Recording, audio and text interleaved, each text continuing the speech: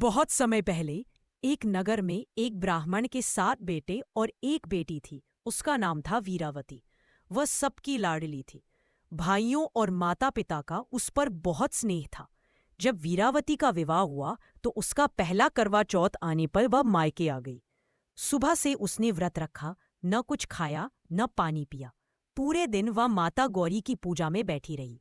जैसे जैसे सूरज ऊंचा चढ़ता गया उसका चेहरा मुरझाने लगा। शाम होते होते वह इतनी कमजोर हो गई कि उसे चक्कर आने लगे। भाइयों से यह देखा नहीं गया। वे अपनी बहन से बहुत प्रेम करते थे और उसे इस हालत में देखकर व्याकुल हो उठे। तब सबसे छोटे भाई ने कहा, दीदी तुम बहुत कमजोर हो गई हो, अब चांद निकल गया है, तुम व्रत खोल लो। पर वीरावती ने कहा, नहीं भैया, अभी चांद नहीं निकला। जब तक मैं चंद्रमा को न देख लूं तब तक जल ग्रहण नहीं करूंगी। भाइयों ने बहन का दर्द न देखा। उन्होंने घर के पीछे एक ऊंचे पेड़ पर दीपक रख दिया और छलनी से दिखाकर कहा, दीदी देखो चांद निकल आया। वीरावती ने उसे सच्चा चांद मान लिया। उसने जल ग्रहण किया और जैसे ही व्रत खोला कुछ अशुभ हुआ। उसके पति महाराज गंभीर रूप से बीमार पड़ गए।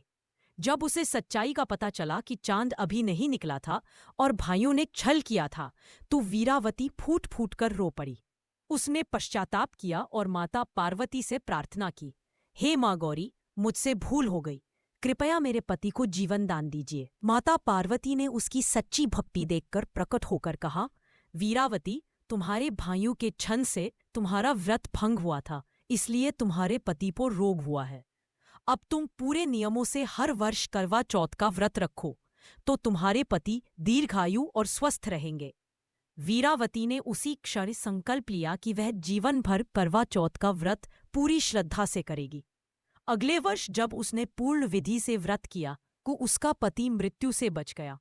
कहते हैं उसी दिन से यह परंपरा आरंभ हुई कि हर सुहागन अपने पति की दीर्घायु के लिए करवा चौथ का व्रत रखती है। करवा चौथ केवल एक व्रत नहीं, यह निष्ठा, प्रेम और विश्वास का प्रतीक है। यह वह बंधन है जिसमें एक स्त्री अपने प्रिय की लंबी आयु और सुख के लिए स्वयं की इच्छाओं का त्याग करती है और इसी त्याग की शक्ति से ही घर परिवार में शुभता, सौभाग्य और स्थिरता बनी रहती है।